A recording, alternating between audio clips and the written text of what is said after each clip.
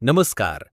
आज सकाळी शहरातील एका रहिवासी भागात अत्यंत दुर्दैवी आणि धक्कादायक घटना घडली असून संशयाच्या भोवऱ्यातून आणि भावनिक उद्रेकातून एका पतीनं पत्नीला तिच्या कथित प्रियकरासोबत पाहिल्यानंतर झालेल्या वादात प्रचंड संतापाच्या भरात टोकाचे पाऊल उचलल्याची प्राथमिक माहिती समोर आलीये.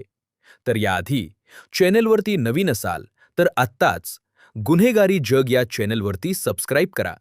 शेजाऱ्यांच्या म्हणण्यानुसार दाम्पत्यामध्ये काही दिवसांपासून मतभेद होते, विश्वासभंगाच्या शंका वाढत होत्या आणि संवादाऐवजी संशय, राग व ताणतणाव यांचे सावट घरावर पसरले होते. त्या पार्श्वभूमीवर आज झालेल्या भेटीनं वादाला तीव्र रूप दिले. शब्दांच्या चकमकीनंतर परिस्थिती हाताबाहेर गेली आणि त्यातून गंभीर परिणाम घडले. घटनेची माहिती मिळताच पोलीस तात्काळ घटनास्थळी दाखल झाले. परिसर सुरक्षित करून पंचनामा करण्यात आला. साक्षीदारांचे जबाब नोंदवण्यात आले आणि संबंधित व्यक्ती ताब्यात घेऊन पुढील चौकशी सुरू करण्यात आलीय.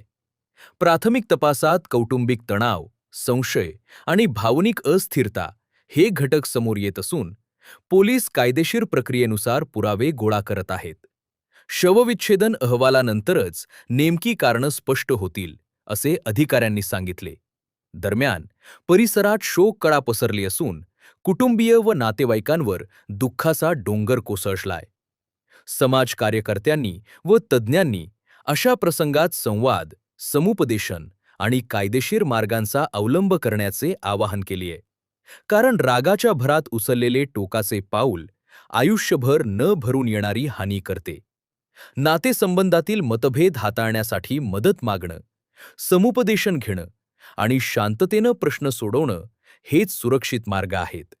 या घटनेमुळे घरगुती तणाव, मानसिक आरोग्य आणि विश्वासभंगाच्या शंका हाताळण्याबाबत व्यापक जनजागृतीची गरज पुन्हा अधोरेखित झाली असून पोलीस तपास पूर्ण झाल्यानंतर कायदेशीर कारवाईची पुढील दिशा स्पष्ट होईल.